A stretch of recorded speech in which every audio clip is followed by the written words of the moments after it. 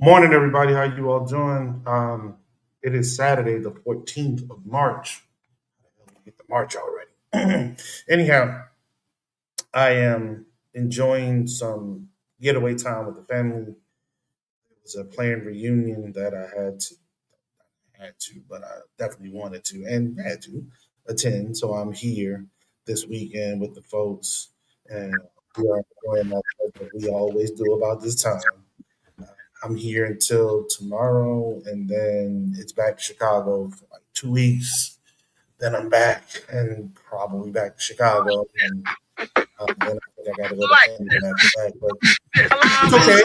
I mean, last week could not happen. Last week I was a walking freaking zombie. I mean, and I got to everybody too late to let them know and to prepare everybody because I didn't think it was going to happen. I was trying to get back from Chicago, and yo, that flight was delayed. I had an 11 a.m. flight. I got in my bed at 5 a.m. Saturday morning.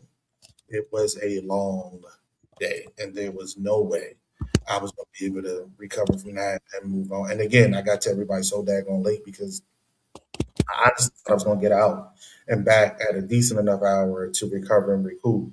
But it just kept something happened. When we got in a decent hour, but then we were stuck on freaking tarmac for like 3 hours trying to get a damn gate. So I wasn't going to hit everybody up like, yo, I don't think we're going to be able to do it. Or can you hit Thomas up like, Thomas, can you take over? Because blah, blah, blah. I didn't know it was going to happen. And by the time I figured it all out, it was too late and I was done. I was toast. So thank you all for that understanding. And oh, my sister's on with us this morning. What's up, sis? Love you, back. So that's what's going on. Uh, there's some drama going on around the world. There's some drama going on here at home. We will talk all about that. Obviously, we need to discuss the war in Iran because this is just foolishness. It's hitting everybody in their pockets, literally and figuratively. Before this started, gas was 250 something. I mean, on the high end, I think I was getting it at like 280 something. Hell, man, it jumped up damn near $1 already, and this is just the beginning. And I understand that there was a release of the reserves, but that has yet to downtick gas prices. So we'll speak on that. We'll speak on the possible terroristic attack at home that occurred at Old Dominion. We're going to speak on um, the draft of Max Crosby because I thought that was interesting. I want to get that in before Rodney gets on. He gets a little when we get into sports. So, the prenup with Dak and his girl. Now, all of a sudden, allegedly, this is about his infidelity, whatever. He gonna take the high road. Shouts out to you, Dak, for taking the high road, not allowing this thing to go in a direction they don't need to go. Shut your mouth like you've been doing. You ain't said a word like you shouldn't. It is what it is. It's over. Let her go about her way. Get her 15 seconds of additional fame and go on from there. You know what I mean?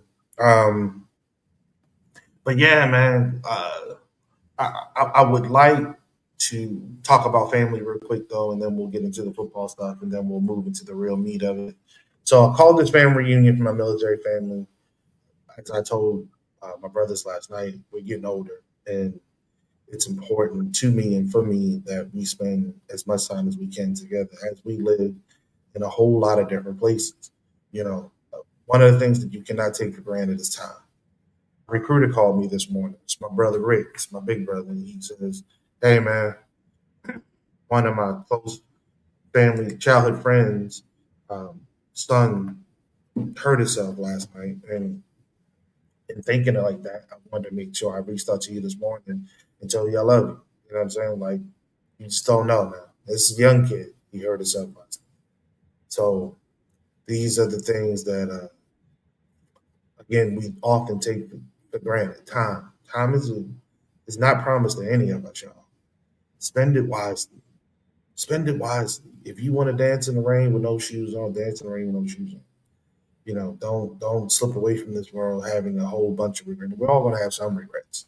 There's always that thing, that person, whatever, that we did not do because we just could not muster enough courage to do it.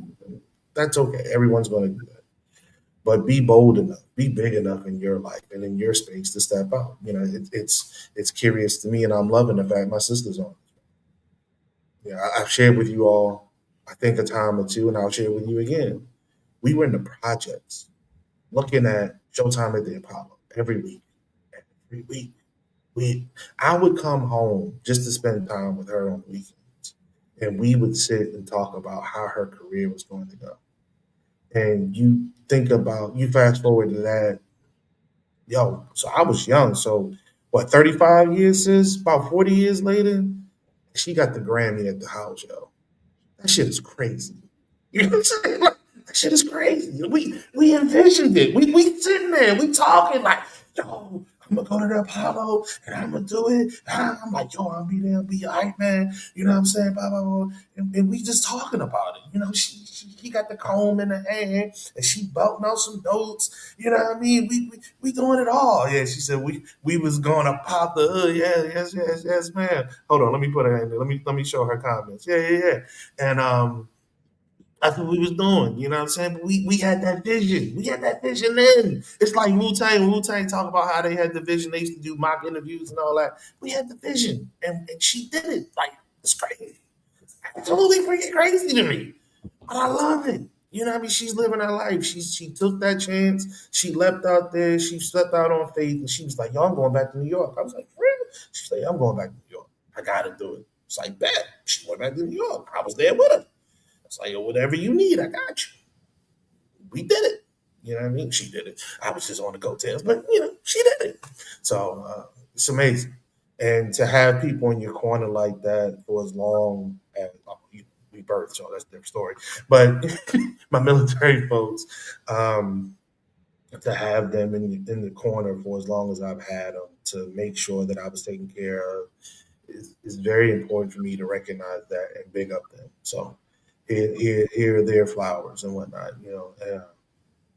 Love is real, love is forever, and no matter how much of a disagreement you may have in the moment, you can always come back to those people that you love and they really love you, and that's important.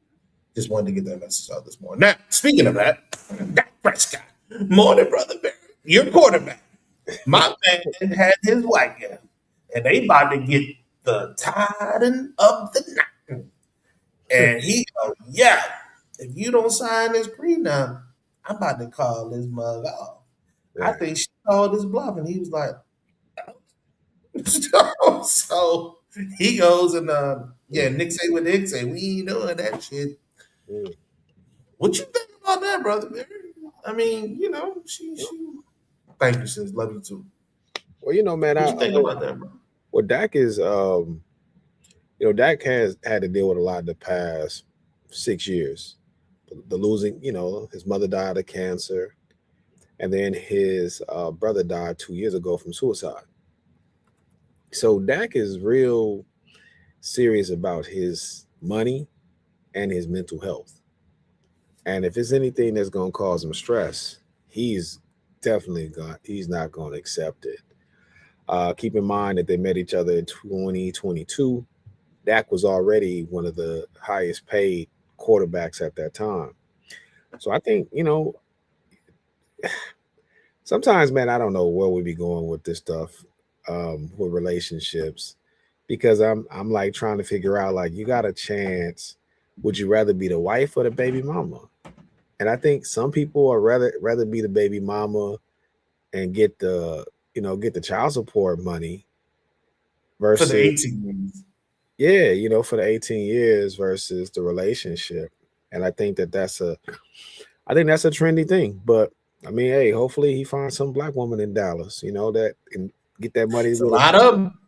I mean, there's a lot of beautiful black women in Dallas. So I'm not gonna act like, am my audio low? Let me make sure. Yeah, I'm hearing it low. All right, is it better now? Better. I might have been too far away. So my apologies, y'all. So yeah, so I'm hoping that, whatever the case may be, that he find him a sister out there in Dallas, he get married and find someone else. But, you know, Have some Dak babies. I mean, that or whatever the case may be. Here's the thing, it's tough. I was just talking to someone like black men and relationship breakups. I hate that sometimes we put out the idea that it's just like it's nothing to us. But when these engagements don't go right, Dak is going through pain too. It's not like he's just Yes. shrugging his shoulder because he gets to keep his money. He got two children by this woman. And so I know that there's the conversation of infidelity. I know it's the conversation of all the prenup. But if he went that far in the process, he wanted to be with that woman. So hopefully that doesn't mess up, his psyche and his ability to thrive as a man in society. Well, I need his psyche to be off for the season, so I'm okay with that. I'm okay. I ain't worried about his psyche. Right I'm on. not a Cowboys fan. I Right. hope his psyche is all messed up. Not that he hurts himself, but I hope his psyche is all messed up when he No, hit that field. Like, ooh, that just playing horrible this year. Yeah, keep yeah. it going, girl. Keep it going. You know what I'm saying? You know what I mean? No, no doubt. No doubt. I No doubt. might need that to get into the playoffs, dog. You know what I'm saying? The Maybe biggest. I'm selfish. It is what it is. I'm just keeping it real. You know No, what I mean? Um, Morning, Sister Rashi. How you doing? I'm well, brothers. How y'all doing? I feel like I ain't seen or heard from y'all for so I know, long. It's right? like meeting y'all again for the first time. hey, good morning. It definitely is different. It definitely is different. Um, Going on to the next thing before we get into the meat. So the Ravens made a offer to trade for Max Crosby. They swapped their first round pick this year and the first round pick next year to acquire him from the Las Vegas Raiders. Hmm. On Tuesday of this week, they backed out of the deal. They Hmm. said that he, in effect, failed the physical. There was some concerns about the potential recovery from his current injury. They know he was injured, but there was some concerns about his recovery. They contacted the doctor from the Dallas Cowboys to talk to him as well, and at the end of it, they bailed out. The next day, they signed Trey Hendrickson from the Cincinnati Bengals to the same position at what was viewed as a more team friendly deal. 4 years, 112 million, and there's some incentives in there to where it can get up to 120. Hmm. This is not the first time the Ravens have bailed on a player and have alleged that it was because of a failed physical. They've done it in the past. Hmm. The question is, okay, the question is it really a medical issue and they had concern with, or was it a money play and buyer's remorse because of what they came to understand later about the potential to get some picks in the draft that they really needed? Don't know. I don't think we'll ever know on that. But what they did do is lay a heavy weight on the Las Vegas Raiders with respect to Max Crosby. What they did do was guarantee that his trade value went down after that. What they did do is make sure that after all the other additions they made this year, that they would not be able to get some financial relief by getting rid of Max Crosby's contract.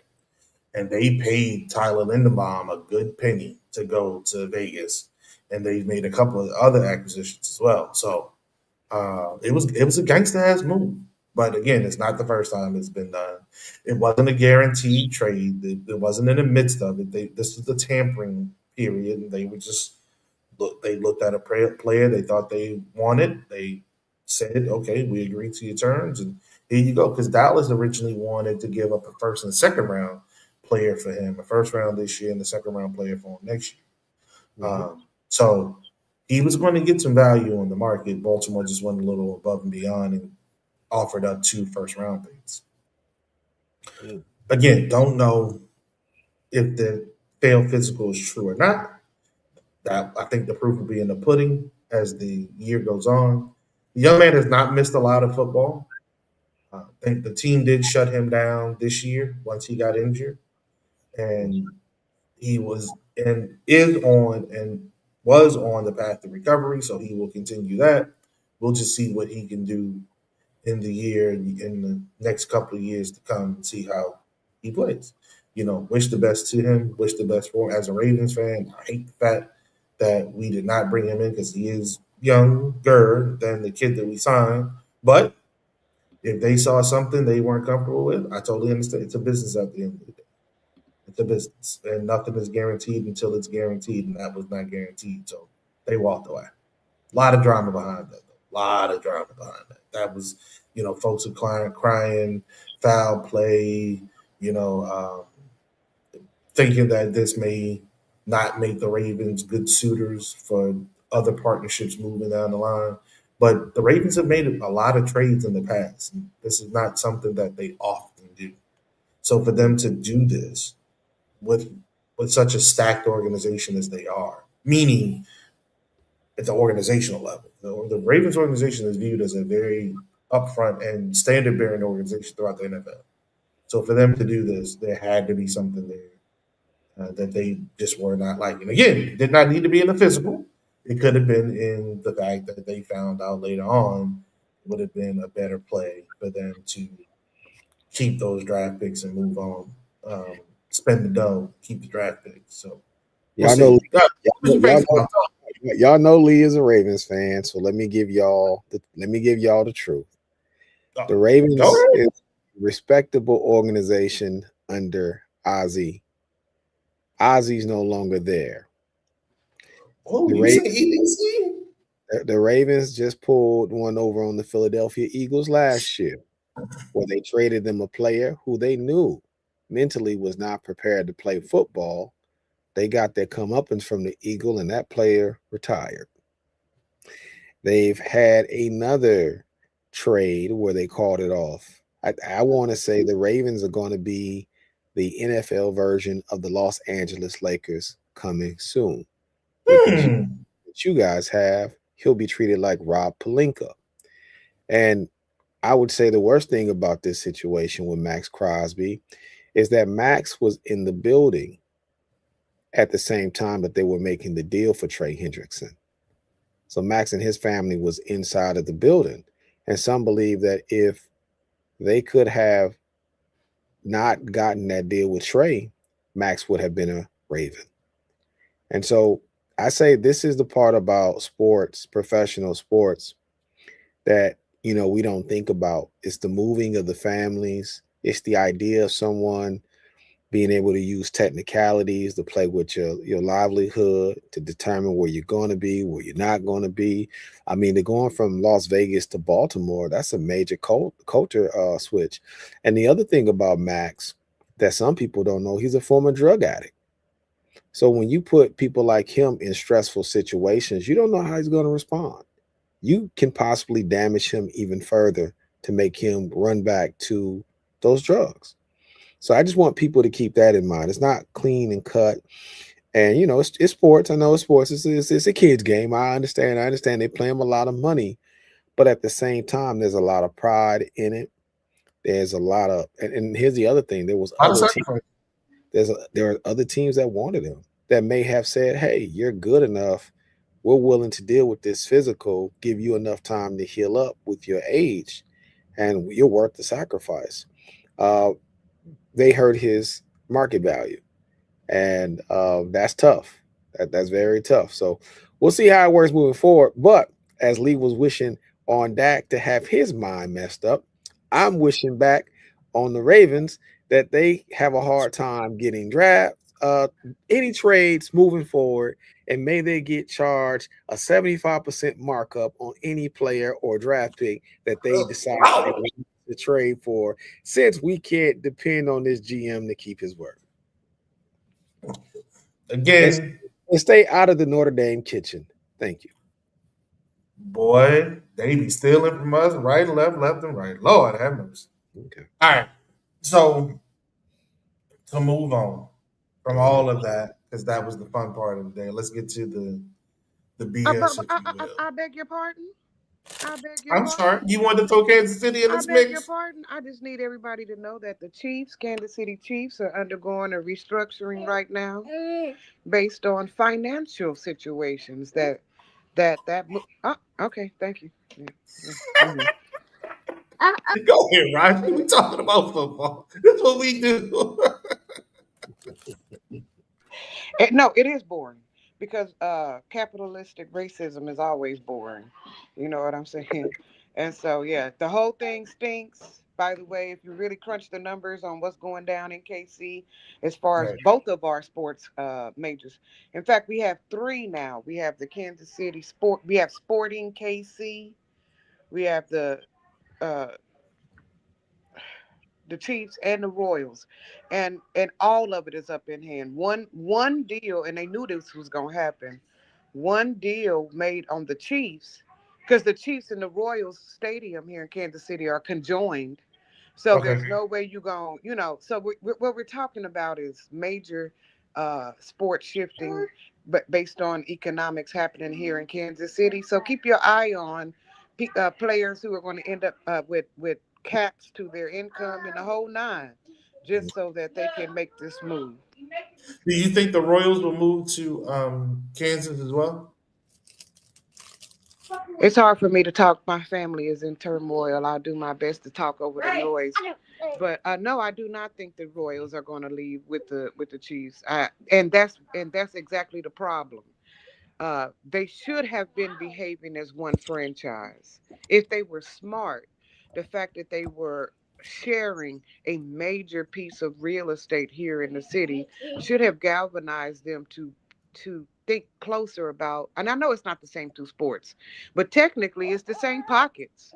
It's really the same general pockets of people. You know, these people are sitting with each other at meetings as far as what they're continuing and prepared to do as far as sports. Now, you really want to know what's hidden in KC? The sports betting. We have been going back and forth with being able to capitalize on these little silly games. I mean, I'm sorry, in these extremely important uh, games. And so, what Kansas City is dealing with is the that the Christian nature of the Midwest is saying no, like gambling is wrong. But everybody, when they get off of church, they was like, yeah, gambling is wrong. But when they finally get to the parking lot, they check in they parlay. You know what I'm saying? They check in to see. They getting that scratch off. They in there trying to see if they got the right amount of rebounds or whatever. I don't parlay, so I don't know. But so we are arguing in Kansas City with our Christian selves because we have allowed the idea of gambling to peep its head up onto the scene, and so now we just got to figure out who we gonna be gambling, who we gonna be betting on. Mm, That's what our new thing. Because so it's not necessarily can we keep the Chiefs? We done. They took them. And it's not even necessarily are we going to sustain the Royals, because believe it or not, we don't. I mean, they get them tickets away. Literally, Lee, if I wanted to take the entire sixth grade to see the Royals, it's enough free tickets and enough empty sections where I can take them. I could get free tickets to any Royals game. gotcha. Yeah. So I So have that's our issue here. aren't they building a new stadium for the soccer team or something like that? Right. They've already got their new stadium. It's down in some coveted land down north by the river. But like I said, Kansas City don't care nothing about soccer. We just Mm, now started caring when we see how much money we can generate from World Cup. And I don't mm, even really for real think we still care because we don't know what Sporting KC is if we even in the running for if you even have one player in the American team, right? I okay. doubt it. So that it's a money grab. It's not necessarily about our love of the sport or anything. So if there is a new stadium, it's to support FIFA. It's not because our team needed. Sporting KC got a brand new. It ain't even 10 years old. So I know they Mm, didn't think they finna build back to back stadiums for some teams that I think in the history of baseball only went like two times, if maybe three. So I mean it's the truth. I mean I don't there's no history of the Royals. didn't they win the World Series not too long ago? Yes, that's what I said, two or three times, and it was Mm, recent. It was mm, recent. Okay, so we won't be. able to hold on even to the Royals soon, I believe, because it's a joint venture. And so eventually, even if we do keep the Royals, it'll be playing out in an antiquated, half empty stadium because the other half is now finna be demolished or something. I know they don't think they finna just leave that Chiefs stadium sitting there and then just go and build a new one, right? Mm. So it's going to be a lot of weird stuff happening, including hobos, because you can't leave any structure in Kansas City more than 2 or 3 years before people start kicking the window out and living there. Mm. Well, I mean, I So can understand that, especially with the rough winters you all had. I mean, okay, they definitely. so we I don't I'm looking at that. And more importantly, I'm looking at what they're gonna do because most of the people who really got that Chiefs money, now we got the Chiefs love, right? Black people on the east side, we love them in our hearts, but them folks on the west love them in their pockets, and so they're going to buy those $400 Mahomes jerseys. We buy the $35 cheap ones at the corner of the liquor store. They go into the actual sport thing in the stadium and they load up on $4,000 and $5,000 worth of merchandise there at the stadium.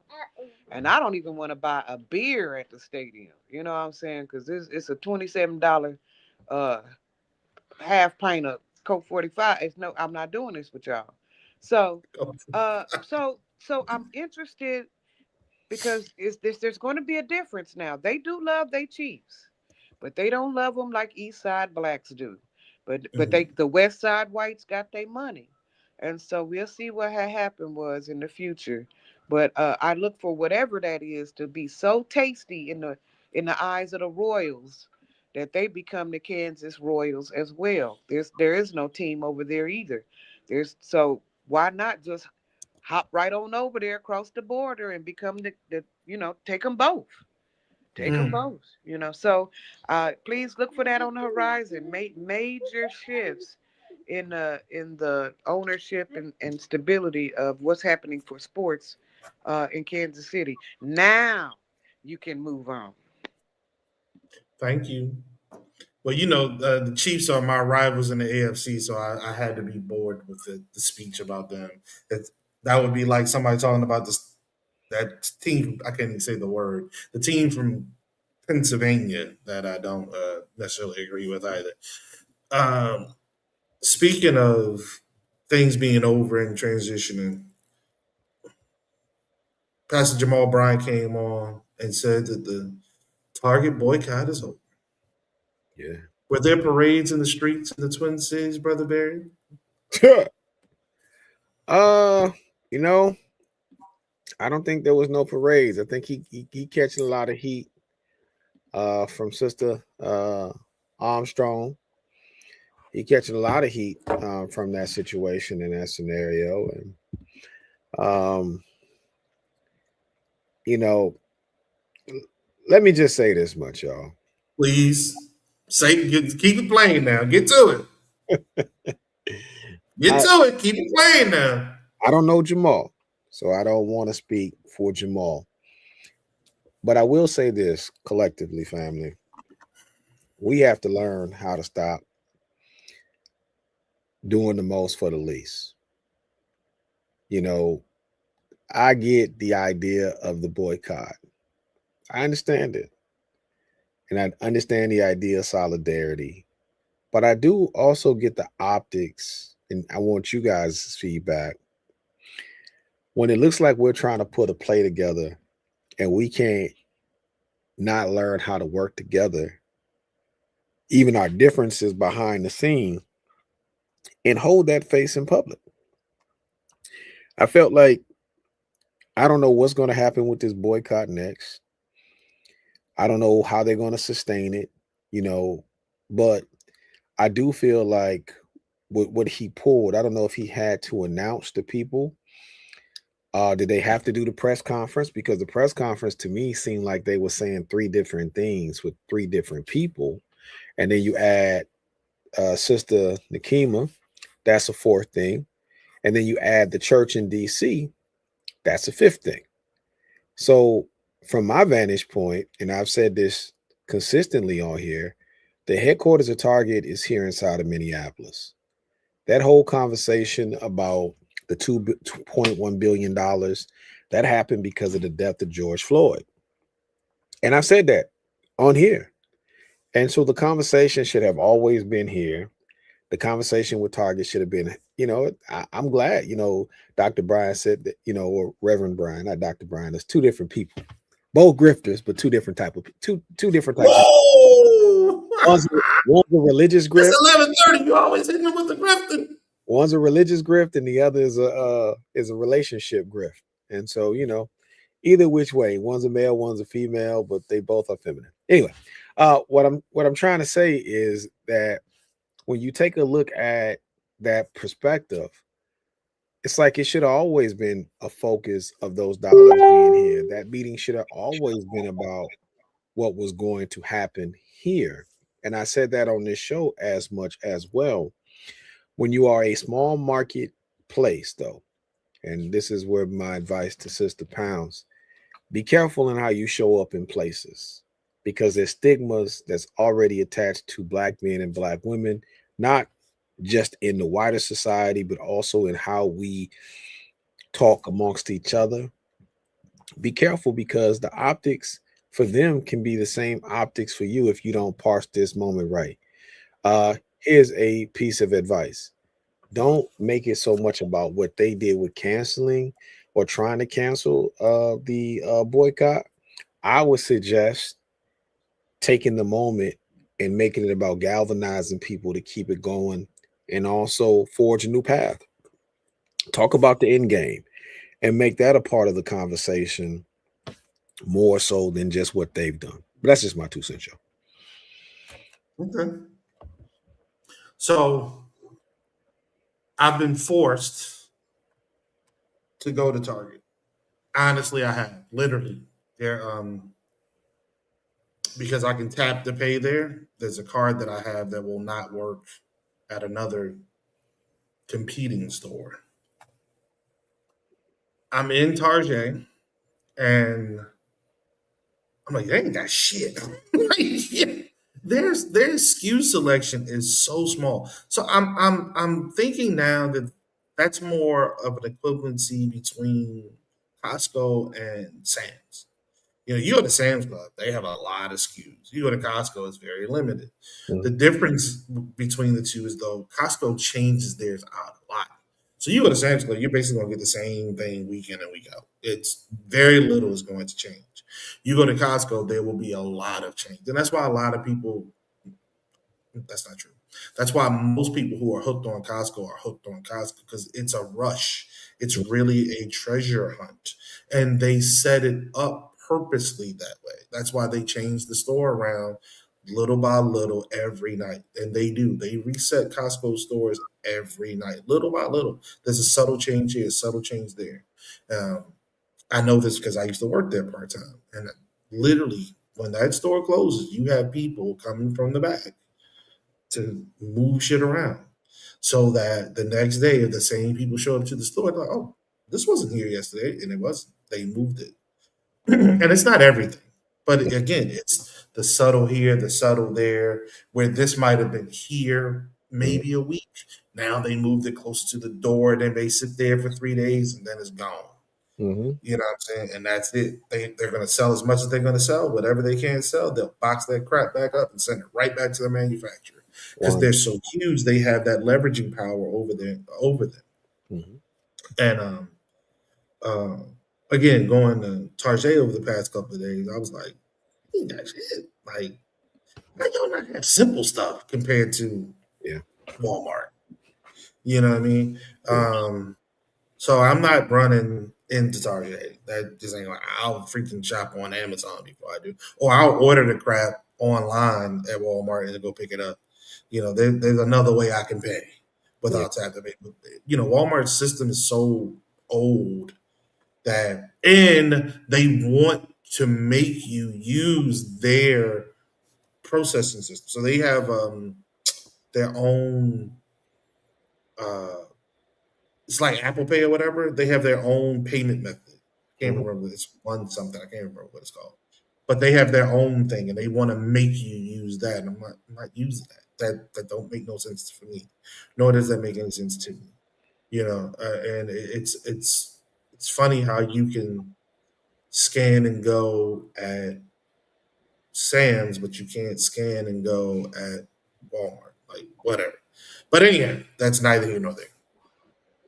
I don't know what that pomp and circumstances about either, with the whole he's standing in front of the Target sign, and I came to announce to you that the boycott on Target is over. Who cares? Like, I I think think the dollar people. I think he cares though. I think one of the things that we've, this is honestly, y'all, this is where activism has become.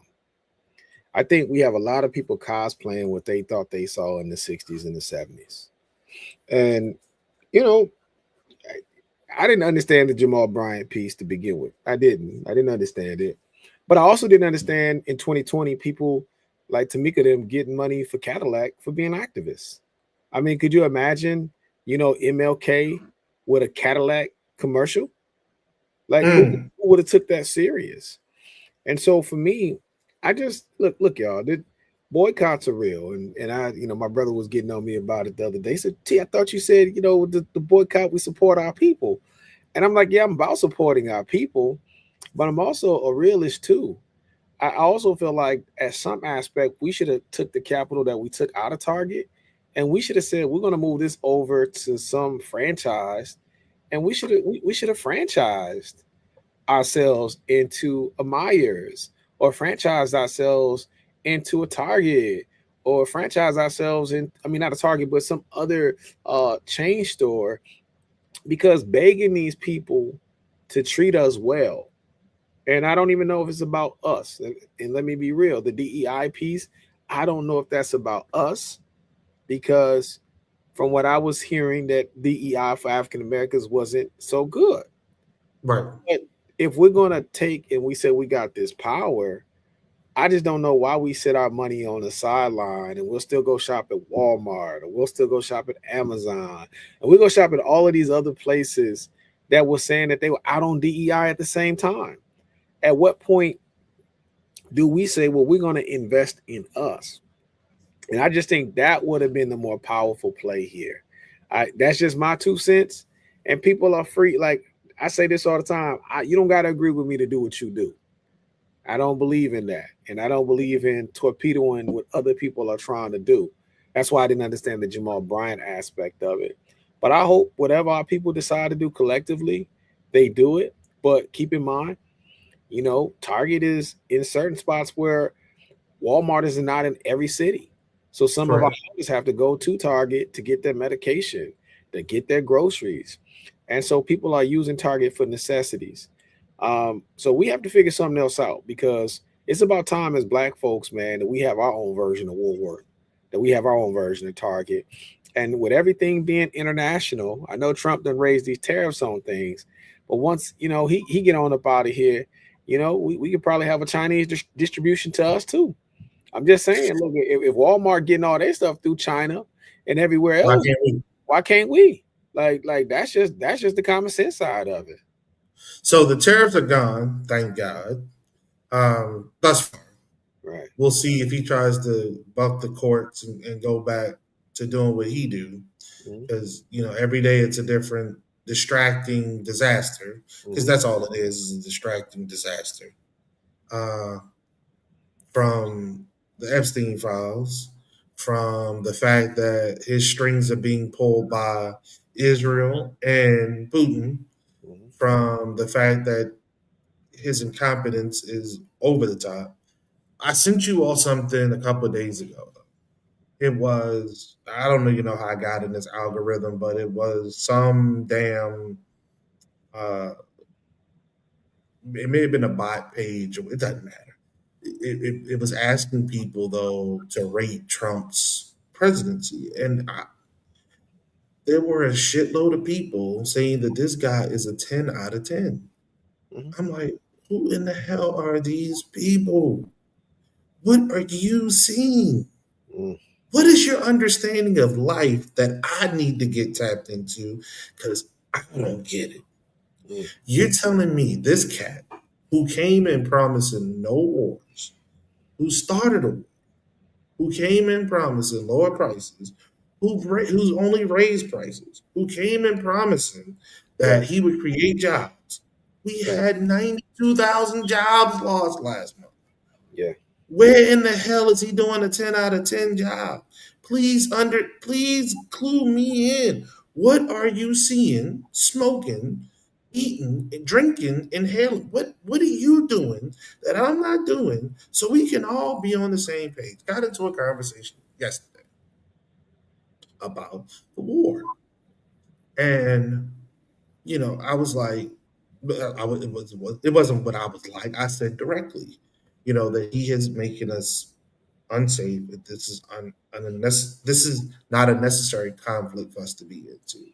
And the pushback I got amazed me. It's like, what do you mean? These people have been yelling death to America and death to Americans forever. Okay, pause. So I don't like my next door neighbor. That motherfucker don't like me. As long as he don't come in my yard or in my house, I don't care. As long as I don't get in his house or yard. We know we don't like one another. You stay in your corner, I stay in mine. That's Mhm. it. What can I do to harm you just because I don't like you? What can Mhm. you do to harm me just because I don't like because you don't like me? How that work? Mhm. And let's be honest, we are bad actors throughout the world. We've been bad actors throughout the world for a very long time. Mhm. Very long time. We may do things for the right reasons, but that doesn't mean that we are not the devil in somebody else's story. You Mhm. can be the hero in somebody's story and the devil in somebody else's. Mhm. It's very much possible. You can very well be that person Mhm. What because you were the victor What do you on think, that. Brother Lee, about one man being able to call off a group effort's work? I think this is the problem, Brother Barry, because the last time we allowed one man to really be in charge of things like that, that was Dr. Luther the King, right? Sorry, that's how my kids call him, Dr. Luther the King. Mhm. If Dr. Luther the King, but Dr. Luther knew that he had to create a cohort of like-minded people. They, at Ralph Abernathy, the late Jesse Jackson. It was a cohort of them. It wasn't no one dude. Mhm. And so before he was able to say anything about ending the Montgomery boycott, which is where Mm, we really found the power of the boycott, it was then it, he still had to meet with others, a consortium of other like-minded community activists. So my question is, Mhm. who is Brother Bryant's consortium? Where can we find where they meet it to figure out what's going down? That's what I'm talking about. So I would say, so from my vantage point, I believe that because he is a pastor and he has a church, that's part of it. But I'm looking at the comments that my brother Precise put in the chat, and I think that it is about economics for us. And I would say that Dr. Brian is a part of a class, Sister Rashi, that could afford not to shop at Target or Walmart. They make good money. He ain't got the type of folks, in his congregation that's struggling. He got But them. but like yeah, that's him, the individual. But this is what I'm asking: who's his crew? Like Well, he's a lone wolf guy. Who well, is? well, I mean, here's the thing. You can be a lone wolf situation, but all of our people were already offended by Target. So it wasn't like he needed a constituent. As a matter of fact, I would say that this may be one of those situations where there's really no true ipso facto leader in the movement. Now, and it's just all about us agreeing that we deserve better. And that's what it is. Do we deserve better? And if we deserve better, the only, my thing is each person, let me just say it like this. So you can track where I'm going because you asked a good question. There's a church in DC. This church in DC, who, by the way, they did get a chance to get on Roland Martin, and they did not get a chance to have the press conference. They're not Tamika Maury, they're not Nina Turner, they're not Jamal Bryant, nor Nikema Pounds. I mean, Nikema. Don't put Nina Turner name in there. No, I got it. I got to What? say it so people understand about this church. Gotcha. That church has dedicated every day to protesting outside of Target. They are doing the work, Rashi. They're the ones that we saw online that was going in doing disruptive things to Target. And remember, at the beginning of this protest, that's what we saw people doing. Remember, they were going in, buying a bunch of stuff, and then they would just ring it and say, "Hey, ring it up," and then walk out. okay." That wasn't happening here, and I'm not knocking but those people were doing the work. To me, what we lose sometimes out is outside of Martin King, outside of Malcolm X, outside of these figure names, that there's common everyday people that's on the streets that's actually doing the work. And we fall in love with these idea of the Messiah. And so what we saw happening in front of us is the Messiah complex thumb wrestling right in front of everybody, right? And the reality of it is what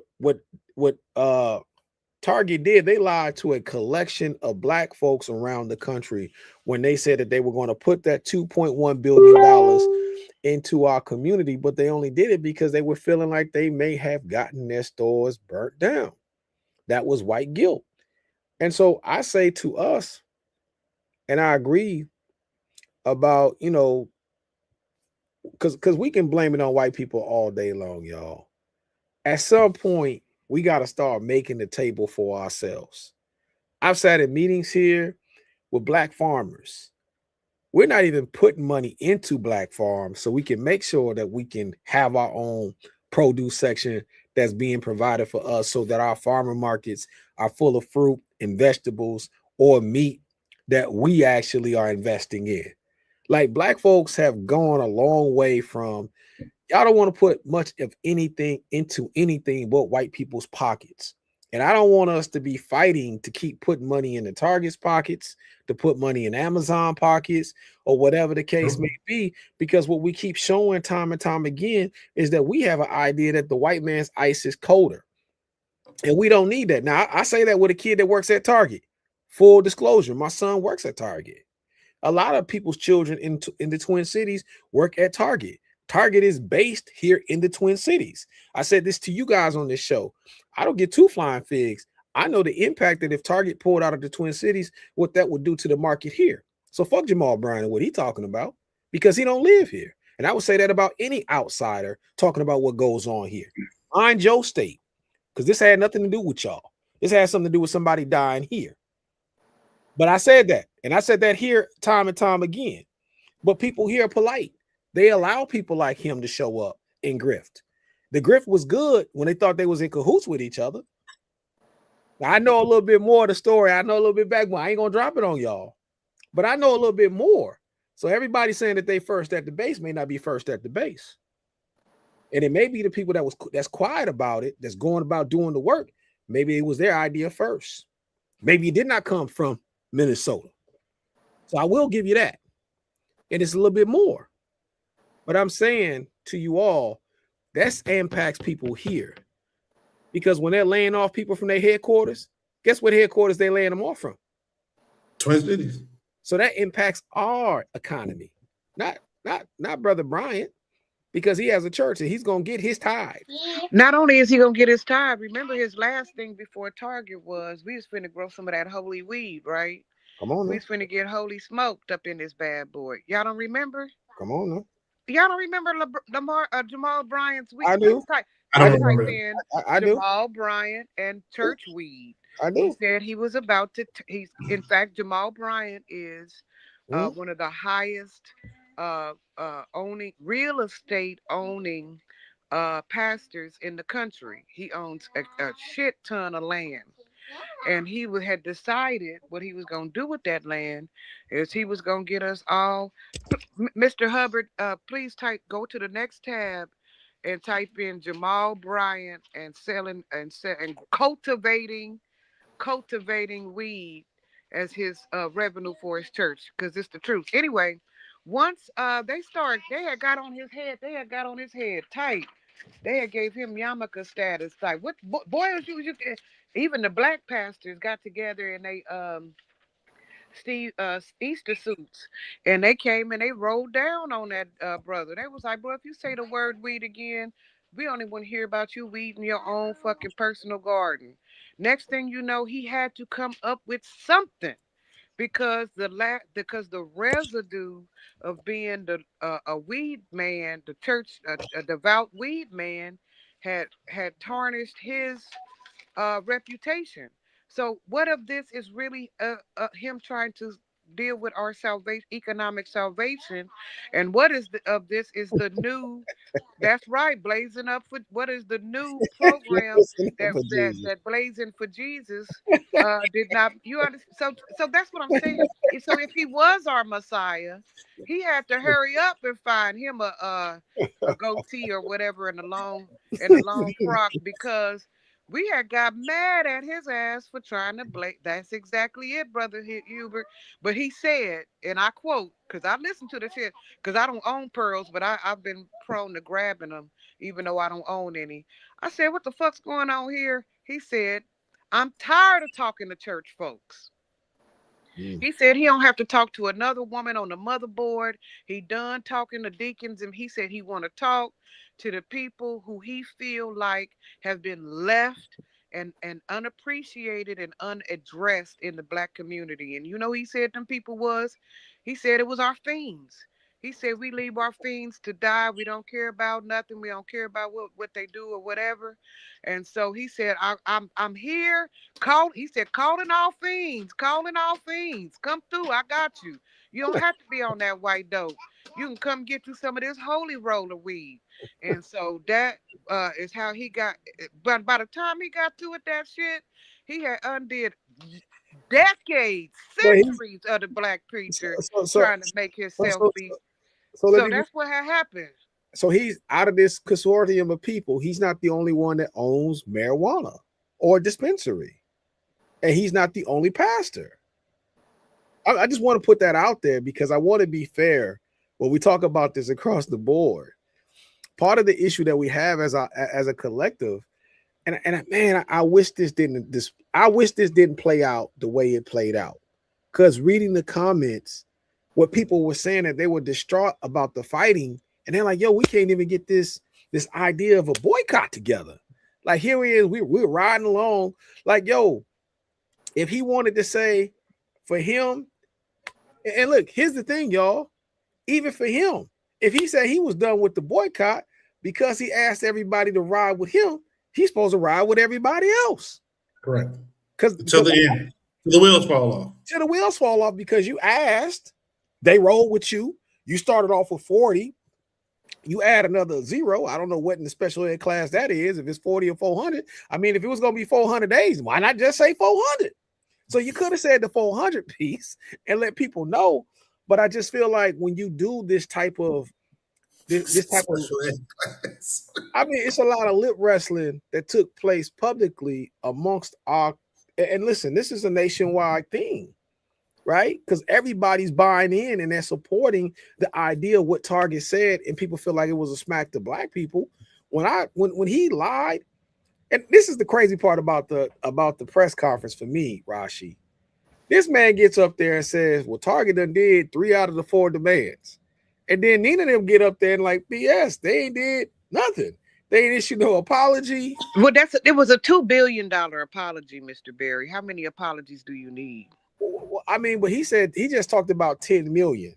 He can't tell you where they put the rest of that money at. So to me, it was like everything that he did made it shady and it made it shaky. But what makes it even worse is that OJZ line. If you got two fools arguing, or you got two people arguing, a fool and a smart man, from a distance, it's hard to tell which one is which. And I feel like in this situation, unfortunately, for the sister from Minnesota, I think she got dragged into a situation where I feel like he made a mess out of it.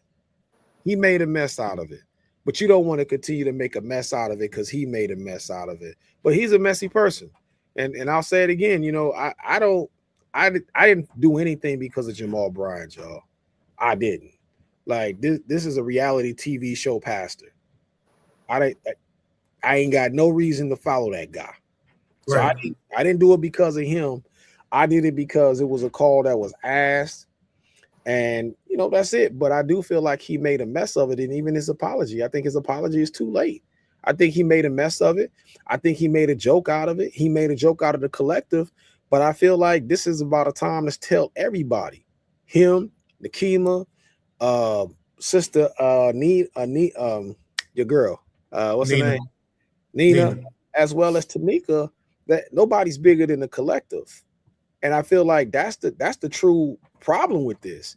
It's like this dude stepped out like he was bigger than the collective. He's not. And it's not about those sisters. It's about the collective of people who decided to boycott Target together. No matter who the leader is, you're not bigger than that collective. We ain't said win yet. So you don't get to say five. None of them get to tell us win until we say win. We say win. Right. If we say we gonna stay up out of this, it don't matter who started this shit. You offended the entire group of black folks by doing what you did. If we feel offended by it because you lied and said you was gonna give us money and you didn't, oh well shit. We got a chance to hurt you till we feel like we want to hurt you. And we ain't never got to go back to your stop, right. So that's the way I look at it, y'all. But I could be wrong. But that's the way I look at it. Ronnie, what you think about the boycott ending with Target? I thought it was premature, and I wanted to know where were the wins, and until I saw the wins, his bank account, and I believe poverty pimping is real, and it could be in his bank account and a few other people's bank accounts. I also think, what I agree with Brother Barry is the collective approach. Whoever called for the boycott seemed to be working. I was skeptical of it at first because I used to go to Targets because Targets had so many black brands in it. And I thought, why did the powers pick Target when Wally World is the biggest culprit? But then I also understood that sometimes you don't go after the biggest fish because if you get the smaller one, you can threaten the big one. So I had mixed emotions with it, but I joined it. And now that supposedly it's ended, and I think I heard Reverend Sharpton previously say something similar, I had the same question. Where's the gains? Because I didn't go to Targets. My family didn't go to Target. And I told other people about the boycott, whether it was something that I would have done or not, because solidarity is important. Because if you don't have solidarity here, it will be very difficult to create solidarity a second time because people will feel like it's the okie doke. Yeah. So I am not one right now to talk too much negatively about what's happened until I find out what were the gains and where. He lied about him. He lied about him, brother. He said that 3 out of the 4 demands were made, and they're like, so where's this 2.1 billion? He's saying it was just $10 million left. Well, if you shell out 2.1 billion, let's take the 1 out. You shell out 2 billion. We should be able to see where the 2 billion is at. We should be able to see that, because if they did that, they would be proudly beating their chest, telling us that no, we invested $2 billion into the black community. This is how we did it, right? The other aspect of it, when they say that they are refusing to give us an apology, when you refuse to give an apology, I can't believe that you gave $2 billion. And it ain't over. I mean, like, who's not willing to give an apology? Like, you start there. And so those are some of the things for me when he did what he did. I'm like, brother, y'all having the same press conference, but how y'all got your stats are different. You're saying this over here, and then they come and they're saying that didn't happen. Who's the date?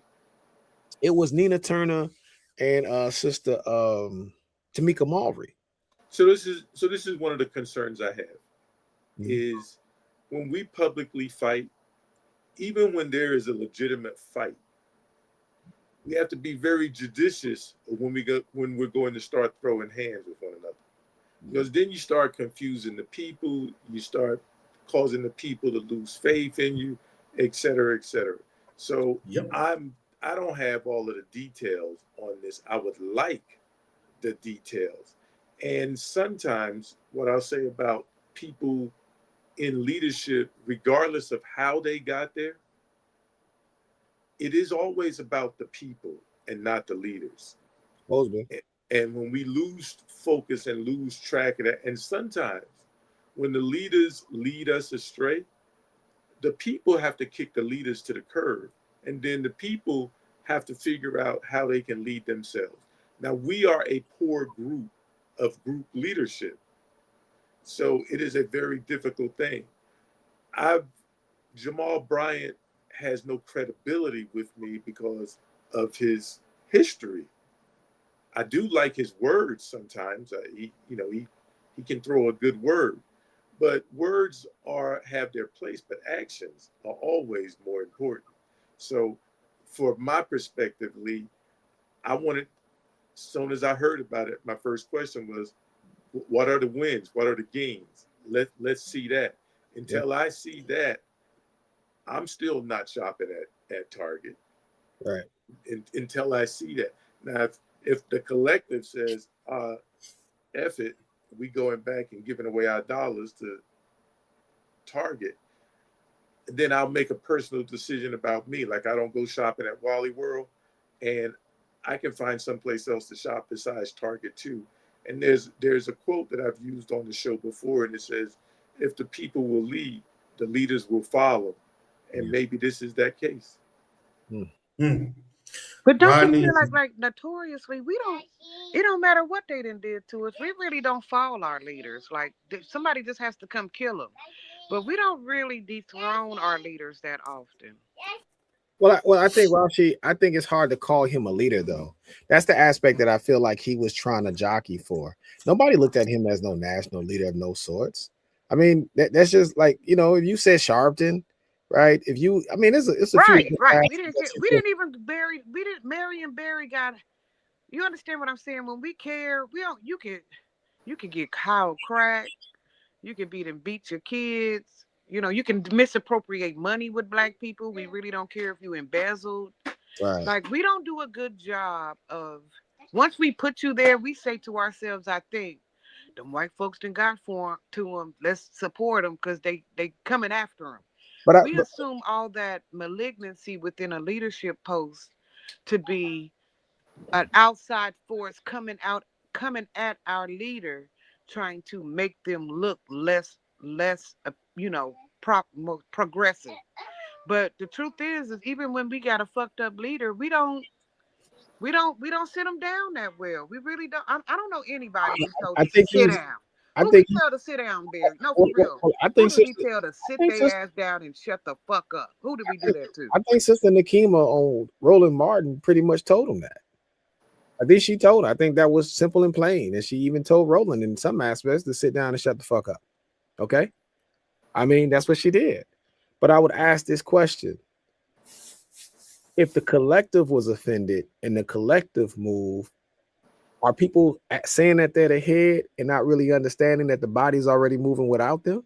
Sometimes you just got to take some realization and step back and say, this thing has a mind of its own and people are just moving. And if you read the comments, folks are saying they're not going back to Target no matter what he says or anybody else says because they feel offended. So it may be exactly what Rodney has been saying, where the leaders are the people. The people are saying they've had enough. And I think that that's good for us. I do think that's something that should be celebrated. The only thing that I would love for us to see on the back end is how do we take those dollars that we were investing in Target and invest that into department stores that we own as a collective around the country. It's Now, not department of stores no more, Brother Barry. If you truly want to champion black business, you become part of an online like Black Wall Street consortium. They have whatever, I'm several, sure, whatever, but sister. brick and mortar is pretty much done because Rashi, it gets them hitched up. But Rashi, whatever we call it, if we're investing and it's beneficial and it is effective for us, let's do it. I think sometimes that's the thing. It's not about taking something away. It's about we can pull those resources and build something for us. And we may not have to start from scratch. Maybe we can take a Costco and we can start doing mass franchising in a Costco. Can we do mass franchising inside of a Myers? Can we? Those are things that's already there where we could possibly buy collectively into a franchise. And you know that when you go into black cities or black communities, that these are black owned stores that are franchised into a larger chain. That's still better than taking those dollars and saying we're going online, but you're still shopping online through Amazon. And Amazon don't believe in DEI neither. So I want to jump in because I'm feeling where you're coming from, Thomas. You said divest the dollars from Target and then put it in something else. I think the money pool, though, not for all, but for a lot of folks, is very narrow. And you spend that money at Target or you spend it someplace else. It's not like you recoup it, put it back in your pockets, like, oh, I don't have to spend any money at all. You still have to buy the goods and or the services someplace else. And what you may wind up finding is because you are divesting from a larger store and supporting smaller stores, that there may be an increase in the amount of money that you have to spend in order to do that. There's nothing wrong with that if it's in your budget. To your point and to your credit, I agree with you. We do need to still somehow or another figure out, develop our own thing, just like everybody else has their own thing. Why is it that Latinos have their own grocery stores in their community? And there are very few, if any, black grocery stores in our community. Why are there Asian? I don't know if you have a H Mart, but H Mart is, I've seen H Marts in various um, cities throughout the country. And that's a Asian market. It's a grocery, and they usually have food vending in the H Mart. I mean, it's worse than that, Brother Lee. Let me tell you what didn't happen. You can't get drunk in Kansas City without foreigners.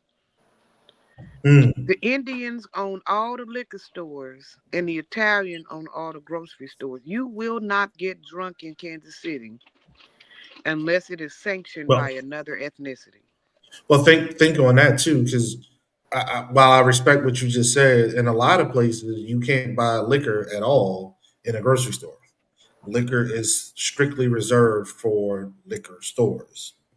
Now, that's not common through the majority of the country, but it is common specifically in the Northeast. We don't sell liquor in grocery stores. You know, you may depending on the state find wine in a grocery store. Very few, far between, are you finding beer, wine, and or hard liquor. It's just Certain not. places in not the South too.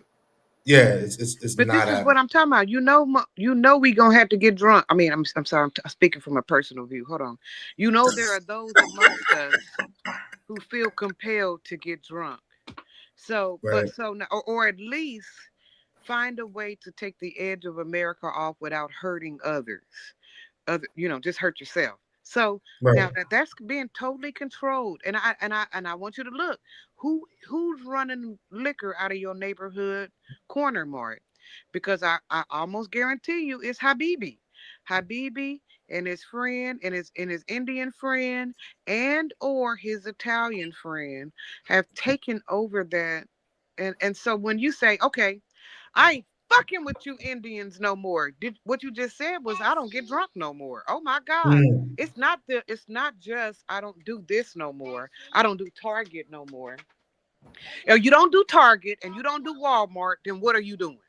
But Rashi, I would say collectively, and this goes back to what I'm saying, this is about sacrifice. Brother said that we got a black grocery store here. Well, I was sitting in a meeting 2 weeks ago with some black farmers. There's over 36,000 white farmers in the state of Minnesota. There's only 17 black farmers. If you look at what we invest in, if we invested more into farmland, we wouldn't have as many food deserts that we have inside of our community. Distribution. If we wanted to own more liquor stores, that would mean that a couple of us would have to go in and we'll get distributed together and we just buy in bulk. So that way that it's cheaper for everyone. No different than barber supplies. We got a bunch of barber shops, but where are the barbers that go in and buy their supplies in bulk so it's cheaper for them? So that you don't try to have to charge people $60 a haircut. This is about community economics. And there's some sayings that we have. Come on, preach, brother. Come Come on. For business. We say don't go into business with family. Well, all of these ethnic groups are in business with family. That's what they do. But we're telling our community that's not what you're supposed to do. We always are playing the game from the aspect of a child. The child needs people to supply them with necessities. The adult supplies the necessities. We have to really put ourselves in position.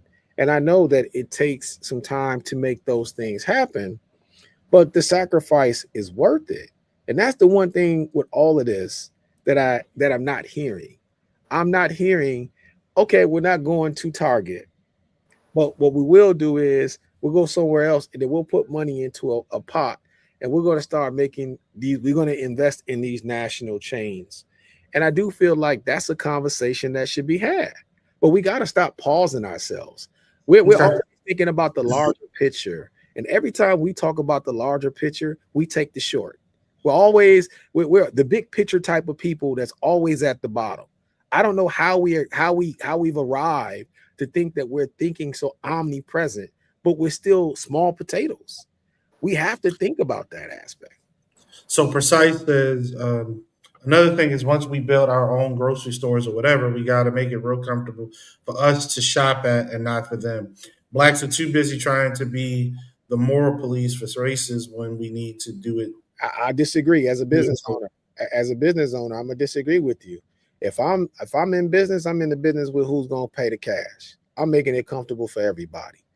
Because this idea that, look, man, we all eat Chinese food. They ain't making you feel the most comfortable when they're in there speaking their language when you're around. We don't ask, oh, you want to go to the West African Mart? They still speaking their own language and we still go in and we still spend that money. The problem that we don't ask them is how come we don't see them in soul food joints eating our food when we're making it like we see them in theirs? It's the dollar. I do. We're trying to compete. The whole point is you want everybody's dollar. That's the thing. You're trying to win. It's a competition. If we're not going to play this like a full competition, they don't care who's dribbling the ball and shooting, as long as they're making the billions of dollars.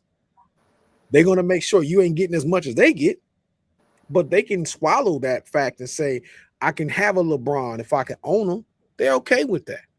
Right. You got to be able to say we got some white folks that are our franchise players too, if need be, because honestly, that is what the competitive market calls for. We just got to be out there heartily. Got a couple more comments. Marlon says, the liquor license is like a pot of gold in the hood. Jamar comes with 2 comments. 17 black farmers, wow. Then he comes back with agreeing with you, Thomas. Unfortunately, you're right, Thomas. We're always reactive instead of being proactive and forcing these bigger conglomerates to be cheaper than our neighborhood ones, knowing they can't afford it. Yeah. Lee, when they were sitting there talking about Gaza, I'm sitting there thinking about the community in North Minneapolis, and I'm thinking about who own the corner stores, the liquor stores, and the smoke shop stores. And I say these people don't give 2 flying figs that they sell poison in our community. They don't give 2 flying figs that sometimes that they are having predatory sex with our young teenage girls, getting them pregnant, and not sticking around to be the father neither. But we got the nerves to be talking about Gaza when they're in our own communities mistreating us left and right. Mm-hmm. That's a reality for us, and we are not. We hold each other accountable. We talked about this on the show. We go hard on each other, but if we held that level of accountability to other groups as we hold each other, if we were as sharp in our criticism as we are with each other, if we were plotting on them like they plot how we plot on each other, we would be further ahead, y'all. So let's pivot to the next topic, which is the elections and the results from the elections on Tuesday. There were a couple of things that came out of that. In New Hampshire, the Democrats flipped the Senate seat, House Senate seat. I'm sorry, House Senate seat. Lives in House, a state House seat. Thank you very much. That was held firmly by Republicans. They flipped it to their column on Tuesday. The special election in Georgia to replace Marjorie Taylor Greene. The Democrat actually placed highest in the special election. He was running against two Republicans. One was Trump's pick, Clay Fuller. The other one was a more centric Republican, Colton Moore. He obviously this I'm sorry, not obviously. This race now goes to a runoff because none of them got more than 50% of the vote. So now the real challenge occurs. Will the brother be able to pull it off? He really does need to outperform himself in the special election because though he did well and he did outperform himself, he needs to do even more to prevent the Trump pick from going to the U.S. Congress as the replacement for Marjorie Taylor Greene. In Mississippi, Benny, I can't read this morning, Benny Thompson, who was 78 years old, defeated his younger Democratic challenger, brother Evan Tarnage. Brother, if I pronounce your name wrong, I apologize. Um, and that was really a question about changing of the guard. But Benny held on to his seat, and he will return to the U.S. Congress this year as well.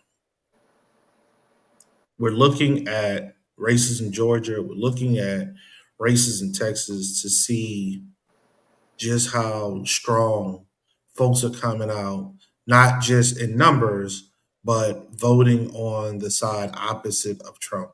And thus far, the numbers have proved to be well.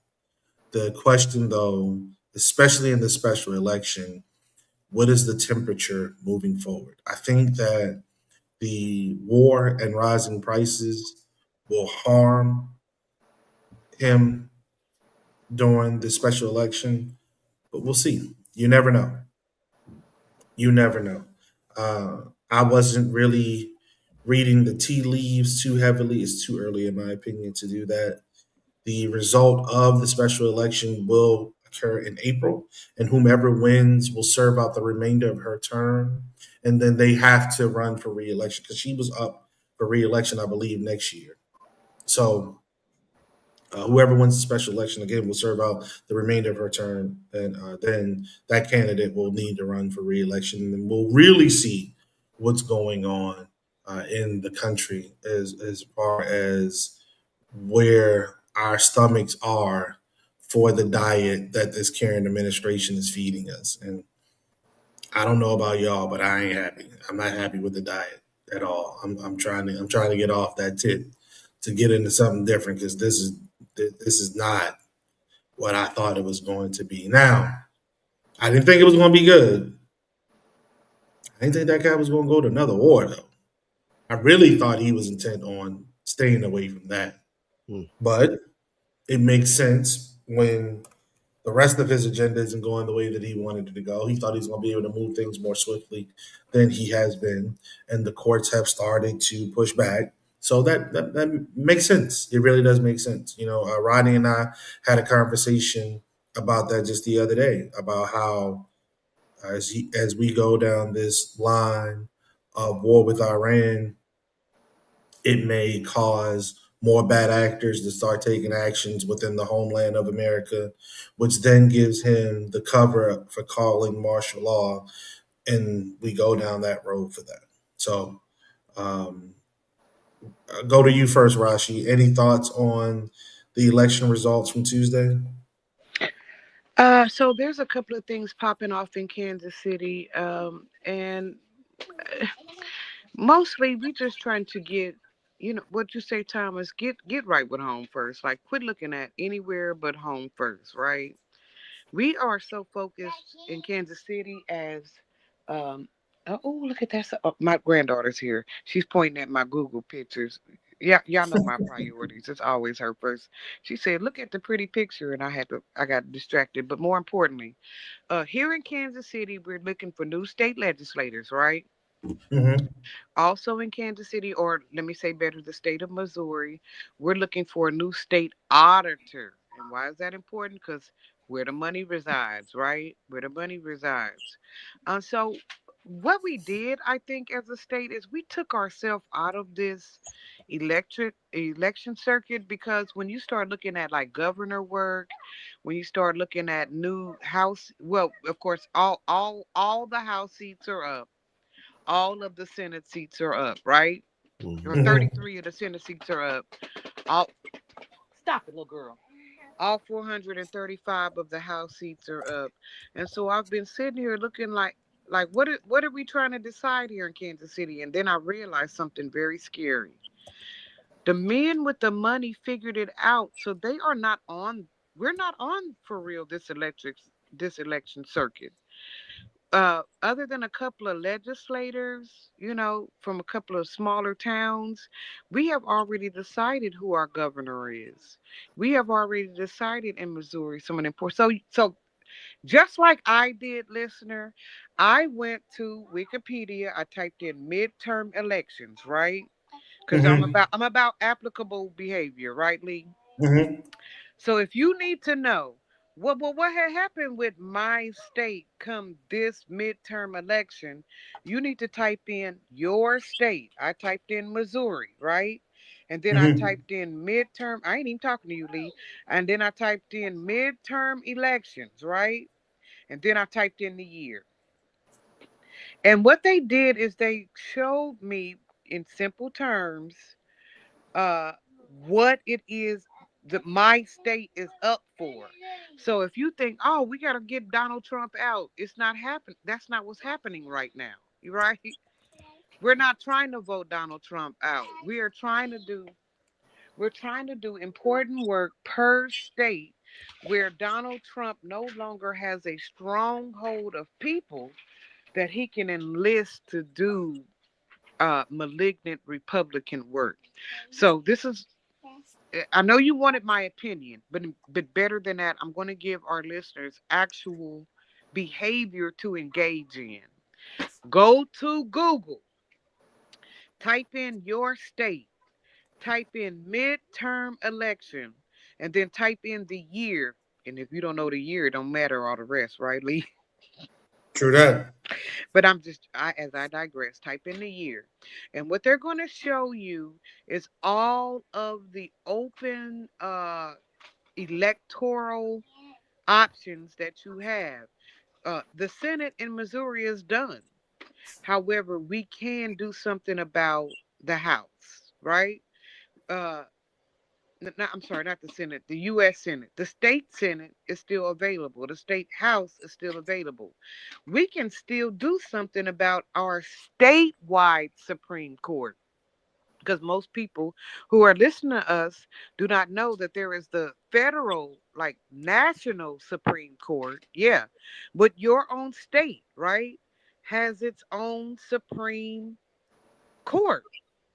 And you are responsible for putting people in that position that can work on your behalf.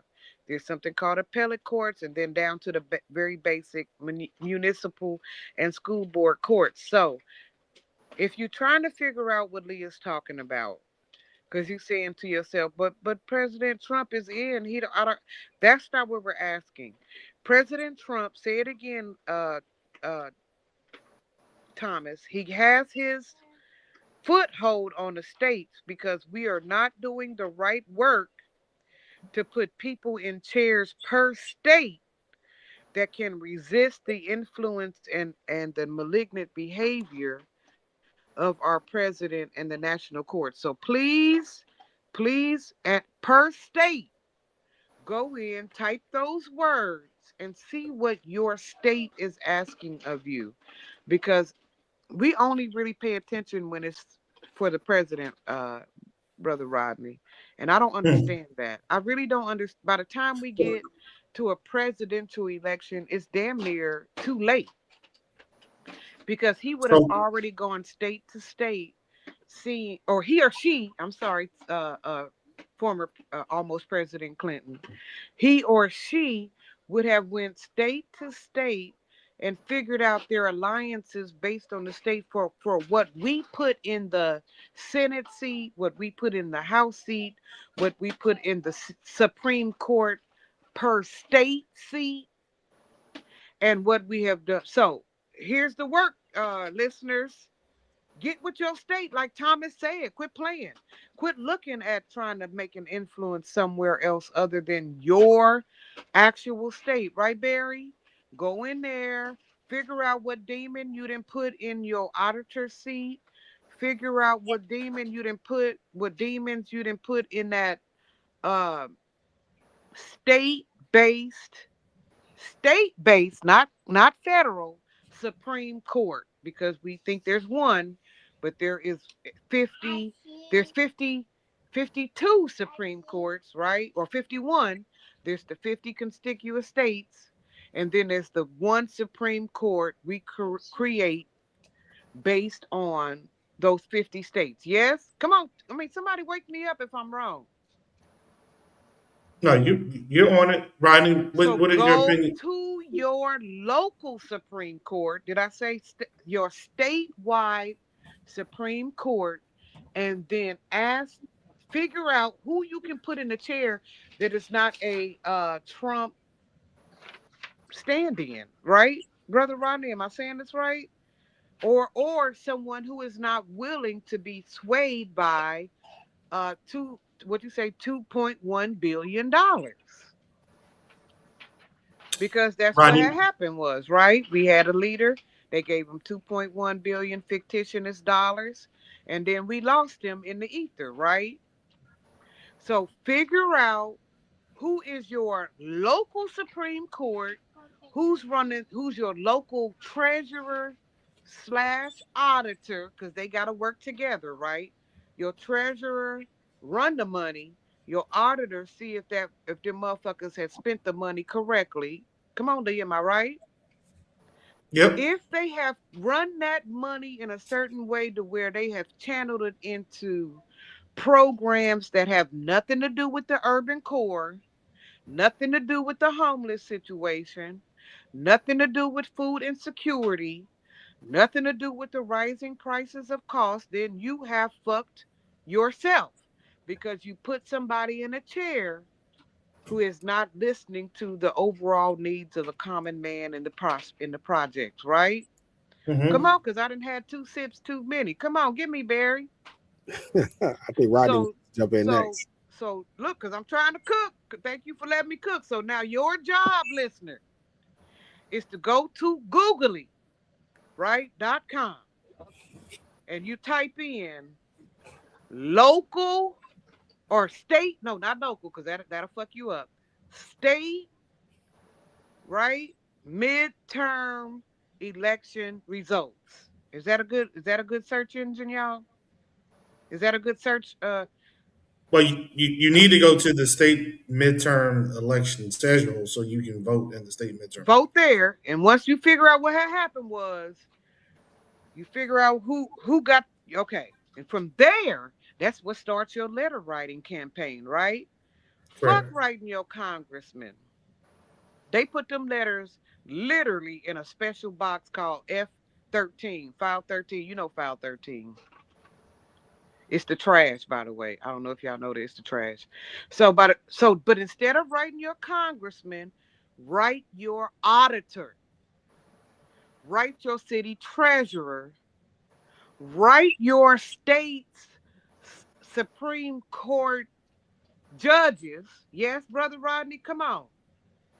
And tell them, I I can't eat this month because my light bill was more than blah blah blah. Tell them that the unholy alliance you have made with my city's uh utility provider is above and beyond our collective means. Come on. The unholy alliance we have with the Retail Grocers Association, right? RGA. Retail. I can't afford a $3 cabbage, By the way, at my local grocery store, a head of cabbage is $2.49. How? How, Sway? How, Sway? How the fuck they figure that out? I, Raj, let me get Rodney's opinion on Tuesday. So, Rodney, what do you think about the election results from Tuesday? The They're encouraging.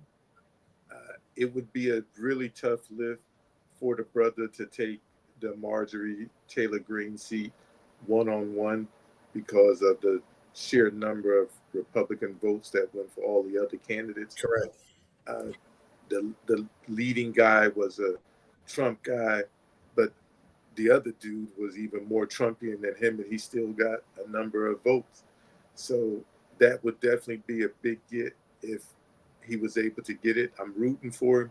Hopefully, the people will do the right thing, especially with this meat grind that going on in the desert now that Marines are looking at being deployed there.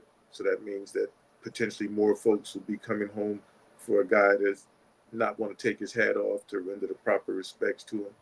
So I think it's encouraging, but we have to still keep pushing and push even harder. Okay. Thomas, any takeaways from you? Um, from the midterms, you know, look, man, it's all trending. What I worry about more so than anything else is just the Democrats not being able to get out their own way. That's all Yes. I worry about. Yes. I've played this in my head 1,000 times over, and what I Yes. keep on going is this is WWE, and this is the part where you know that you got the win, but somehow you end up getting Lose. counted out because you're outside the ring for that 10-second count when you didn't have to be outside of the ring. And Yep. that's what I took. I do agree with Rodney. It's going to be tough for him, the brother inside of Georgia, because if you add up the percentage points for both of his opponents, I think they would edge him out by 8 points.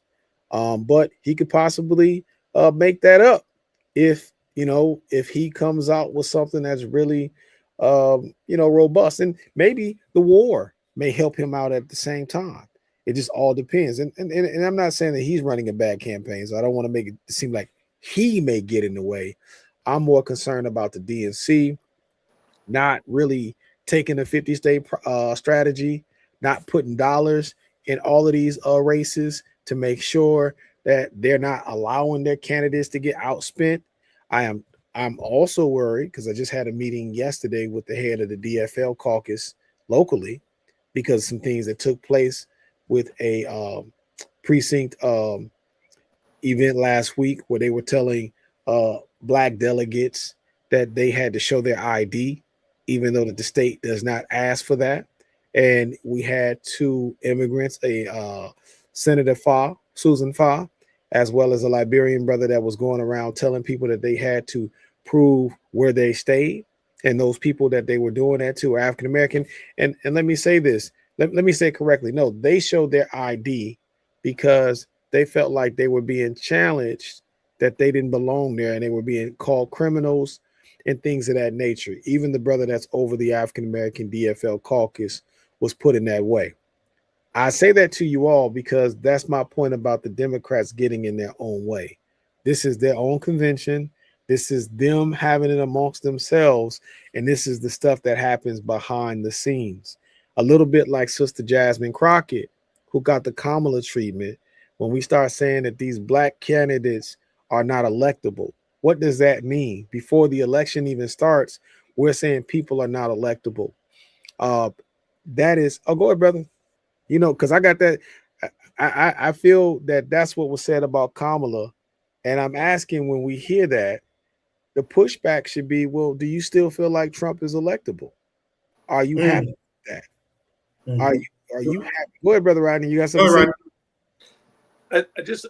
I went to the Black Legislative Caucus here in Nevada this week, a couple of days ago.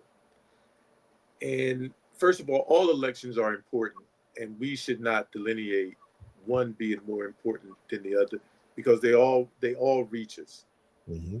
People used to say the presidential election wasn't that important for us locally, but ask that person that wants to get the abortion health care in Texas, or you want to get certain medications. All elections are important. So I think we need to focus on all elections because they'll all touch us. The other thing is, parties are designed to empower the parties, not the people. And when we talk about the parties, we're talking about ourselves. The parties are led by individuals who collectively look out for themselves first. Party before people is what they tell us here in Las Vegas, in Nevada. It's time for the people, because it's supposed to be we the people. It's time for we the people to look, to recognize the party, but we need to come up with our own candidates to support, and then support them with our treasure and with our labor and with whatever products, goods, and services that we can afford to provide. Otherwise, we will continue to get the same type of candidates that we have always gotten. Because I believe the incumbency rate is something like 98.8%, somewhere around that area. So that means that those people that did nothing for you the last time are more than likely going to get back in office, because primaries are places where the people's candidates usually go to die. Mm-hmm. And that is the structure. That's how it's set up. Mm-hmm. Now, I'm not one that says we need another party, because parties eventually morph into opposition of the other, even if they used to be for it, i.e., universal health care. What I'm talking about is, this is, and I said it before, when the people lead, the leaders will follow. We need to start determining what our needs are. Then we need to put the demand on the candidates that are vying for our votes. More importantly, we need to make sure that we have candidates to represent us, even if we have to go the nonpartisan route. We need to make sure that we know what we want, we tell them what we want, and we have candidates who are going to work towards giving us what we, not just, first of all, what we need. And we can throw wants in there, but what we need, because a lot of our needs are not being satisfied.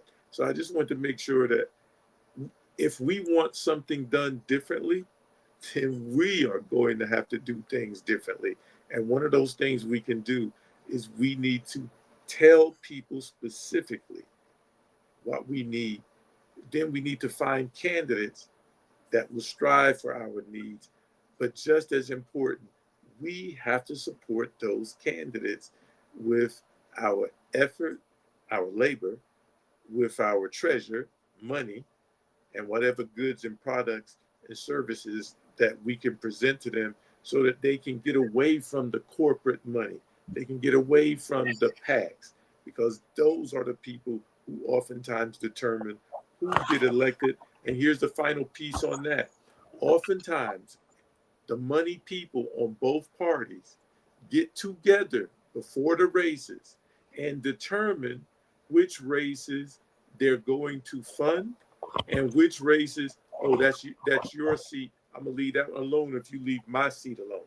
So they're Right. herding us into certain candidates in certain districts. So we have to church ourselves up on what's really going on. But the most important thing is we have to know what we want, tell them what we want, find candidates to need to give us what we need, and then we have to be willing to do our part to ensure those candidates get in office. So let's pivot because we got about 20 minutes left in the show. Speak briefly on the war in Iran, and then Rodney, you brought up something about the folks being veterans being snatched off the streets. So again, we attacked Iran as a preemptive strike because the president said that, in his cabinet's opinion, they were going to attack us, so we attacked them first. Don't know how the hell that was going to happen, but whatever. Um, It's a very costly war. These jokers are throwing tomahawk missiles around like they are those paper planes that we used to throw around in high school or middle school. Like they don't cost nothing and they are extremely expensive. Uh, it's also cost the American public directly through not just loss of life, but also through your gas prices, which will lead and bleed into everything else. Let's be clear about that, right? Oil prices, if they remain high, will start to bleed into everything else because everything currently runs on combustible engines as a norm. As a norm, people, a norm. So we will start getting hit very soon by higher transportation costs for your groceries, for your energy, and every damn thing else. Um, I know there was a historic release of reserve crude. I know, Rodney. We're gonna get to that. We're gonna get to that by a multitude of countries. However, it ain't gonna be enough. Um, the straits are still blocked. The administration says, no, they're not. They're clear. The Iranians just keep shooting on people, shooting the people. The motherfucker's not clear. They keep shooting at people. That's not clear, fool. Boy, when I tell you, when I tell you. But yes, to your point, Rodney, there have been discussions about the Marines being deployed to the area, which heightens the chances. I'm sorry, of boots actually being on the ground. We already lost seven service members in indirect combat, and then we've lost what was it, 5 people in the C-130, Rodney, the other day. I believe it was So 6. 6. So death toll is going up, and potentially will only continue on the rise. Lastly, before I shut up and let you all get in, there have been some terrorist attacks on the homeland. One in Michigan, the other one in Virginia. One on the synagogue in Michigan by a young man who was Lebanese born U.S. citizen, but his family suffered losses in an Israeli attack in Lebanon. And then the other cat was a brother. He is a veteran, and he had already been convicted as a Al Qaeda sympathizer. And he went into Old Dominion and a class taught by a group taught ROTC class. He walked to the wrong class that damn day, but he killed one person, injured 2 others before the cadets subdued and killed him. Uh, this is It was the serious. brother that was an instructor. Yeah, yeah, it's serious, and it will continue to be serious and potentially get even more serious. So, uh, Rodney, go to you first on this one. You're more of a subject matter expert. What are your thoughts? None of this should be a surprise to anyone. As a matter of fact, we've talked about it on this show, and I've written about it. These are the things that happen when you have a dictator or wannabe dictator who has unlimited power and the resources to carry out their will. A dictator will never stay within the confines of their boundaries. They will only expand their boundaries if they have the military might to do so. We have the most powerful military on the planet, so we have the might, and the checks and balances of government have been removed, which gave him the ability to try to uh, sort of take out sights off the Epstein files because that was getting very hot for him. But also, let's not forget that this does multiple things. It also gives us an opportunity to use up some of the weaponry that Ukraine needs. So we can legitimately say we cannot spare these weapons, A, because we don't have it, and B, the ones that we do have, we need to use and prosecute in our own war of convenience against Iran. But here's something that you would think every Republican, especially the MAGA verse, would be upset about. Cheeto Mussolini just gave the approval for Russia to sell oil and then sort of market it people or countries to buy Russian oil. That Russian oil money then gets sent to the Iranians to buy more weapons to not only kill our troops that we're sending into the grinder, but it also gives them more ability to build weapons to send back to Russia so Russia can use against the Ukrainians because Russia is getting most of its weapons from Ukraine and North Korea. So this, you talked about prices going up. Yes, oil prices going up means prices go up on everything. But let's not forget, oil prices going up means inflation goes up, and it goes up pretty quick. That means house prices go up. Everything is going up. This is an administration that ran on not getting into stupid wars, and said that Kamala Harris, if we elected her, would take us into a war with Iran. That is happening right now under his watch. He said he was going to bring down gas and egg prices and grocery prices and everything else. And he's doing just the opposite. He said he wouldn't raise taxes and she would raise taxes. So what did he do? He gave us one of the biggest tax raises in history by putting tariffs on everything. If his lips are moving, he's lying. If they're not moving, he's thinking about the lie he's going to tell. So this is what we have to do. Don't fall for the okie doke. We don't need to be fighting Iran. Iran doesn't fight us directly. Iran mines the Straits of Hormuz like every other president knew that they would do, so that you could have this domino effect. There is no win in what we're doing. And yes, you not only are you radicalizing more people in the Middle East, but worse, you're radicalizing people who are right here.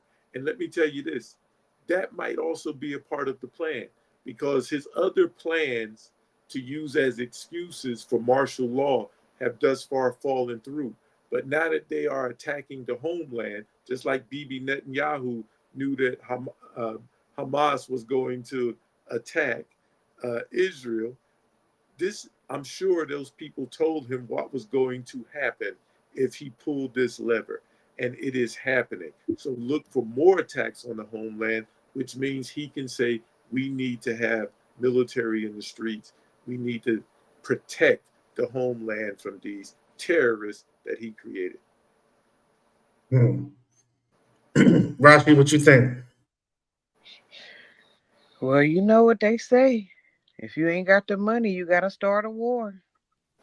If your economy's fucked up, you better go to war.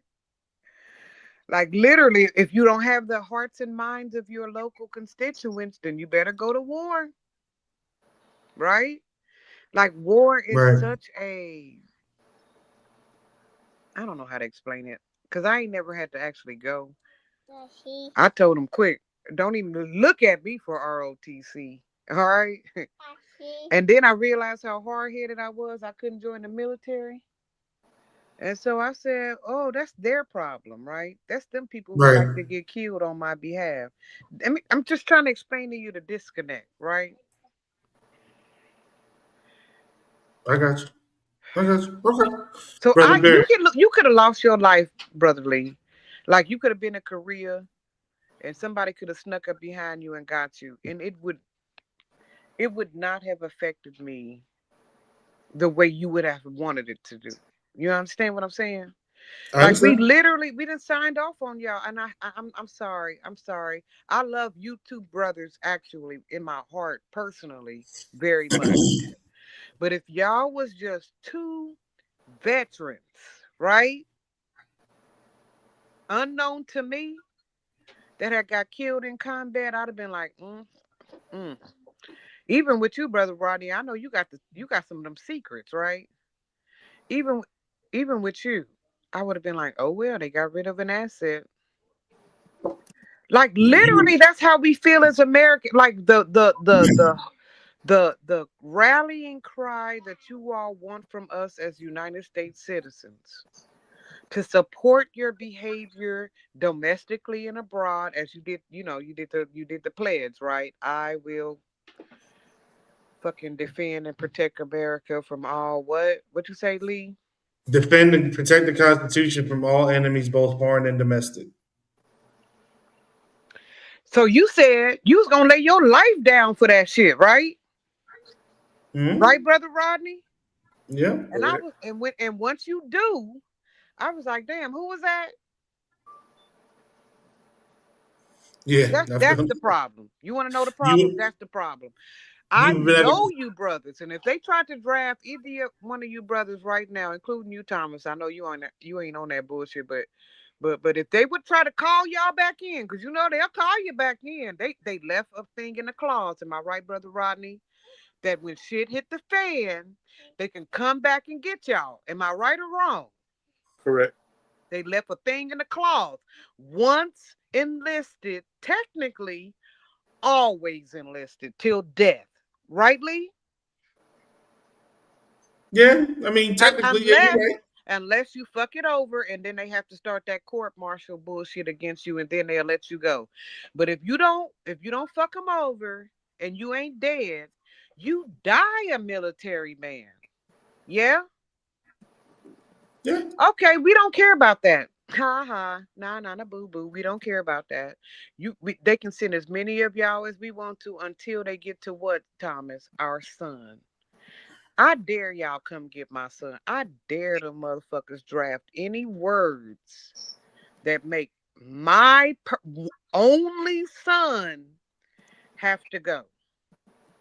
And then you get to see this weird nationalism. You get to see this anti-war dissent. You get to see all this weird shit when you come for my son, right? Mm-hmm.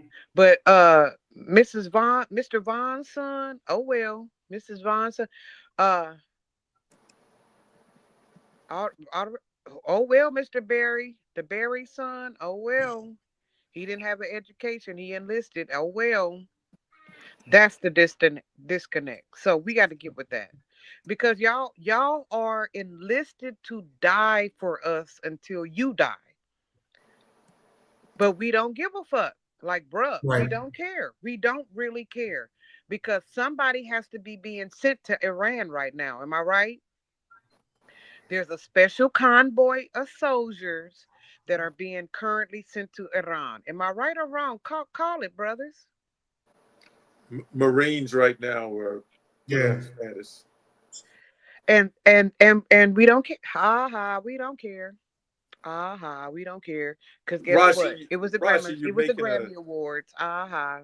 Rashi, you're making a great point about proximity to military people and veterans, and I'm glad that you made that point because it is important. Yeah. His point, Rashi, is But the but come for my son. He's 19.